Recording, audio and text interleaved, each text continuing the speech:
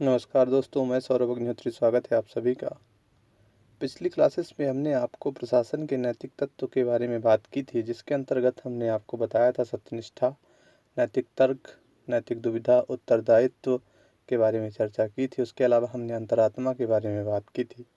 उसी कड़ी में आज हम जो एमपीपीएससी मेंस का जो 4th पेपर होता है उसकी पहली यूनिट के अनुसार बात करेंगे पारदर्शिता की। तो क्या है पारदर्शिता, यह हम देखते हैं। तो पारदर्शिता के बारे में अगर कहा जाए तो लोक प्रशासन के संदर्भ में पारदर्शिता का अर्थ खुलापन व जवाबदेही से है। क्या कहा है कि पारदर्शिता का अर्थ खुलापन व जवाबदेही से है।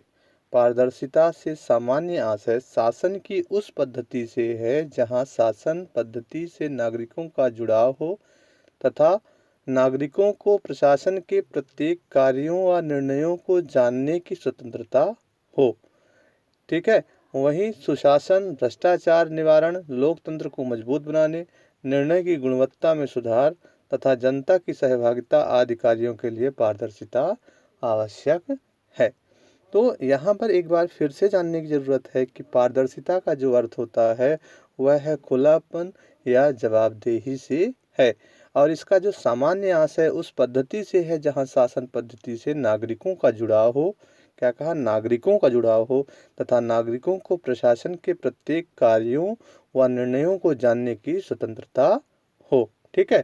तथा सुशासन, भ्रष्टाचार निवारण, लोकतंत्र को मजबूत बनाने तथा निर्णय की गुणवत्ता में सुधार व जनता की सहभागिता आदि कार्यों के लिए पारदर्शिता आवश्यक है।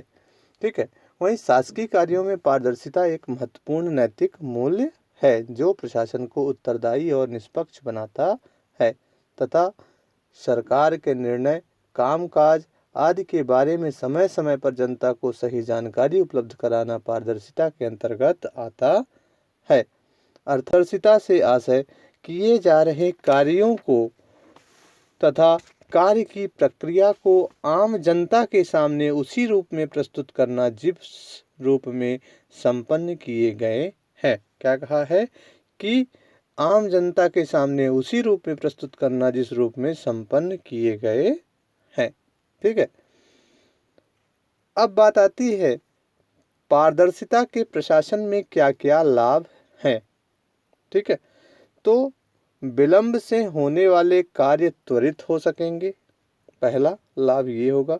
भ्रष्टाचार को समाप्त किया जा सकता है। जनता लोक सेवक के कार्यों का मूल्यांकन कर पाएगी। वहीं कर्मचारियों में उत्तरदायित्व की भावना का विकास हो पाएगा तथा जहां तक जरूरी हो वहां तक गोपनीयता की संस्कृति को समाप्त किया जा सकता है। वहीं भाई भतीजावाद जैसी समस्याओं को समाप्त किया जा सकता है। क्या कहा? भाई भतीजावाद जैसी समस्याओं को समाप्त किया जा सकता है। अब अगला जरूरी है कि पारदर्शिता की प्राप्ति बनाए रखने के हेतु क्या क्या साधन बनाए गए हैं, जैसे सूचना का अधिकार, सतर्कता समितियों की स्थापना, ई प्रशासन, सत्यनिष्ठा संबंधी समझौता, नैतिक मूल्यों का विकास, न्याय प्रणाली की सरलता व सहजता, दंड का उचित प्रावधान तथा सामाजिक लेखा परीक्षण को अपनाना। ठीक है। वहीं लोक सेवा गारंटी उपकरण, ये भी कुछ साधन हैं पारदर्शिता की प्राप्ति के लिए। ठीक। तो इसे आप अच्छे से पढ़िए कि पारदर्शिता क्या है। पहला क्वेश्चन आएगा, पारदर्शिता से प्रशासन में क्या लाभ है। दूसरा क्वेश्चन ये पूछा जा सकता है, या फिर हो सकता है 6 नंबर में पूछ दे, पारदर्शिता से आप क्या समझते हैं, प्रशासन में उसके क्या लाभ है। ठीक है।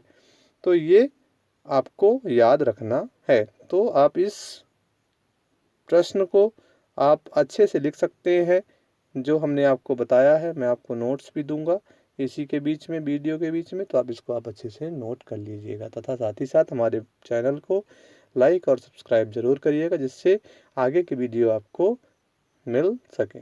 ठीक है। धन्यवाद।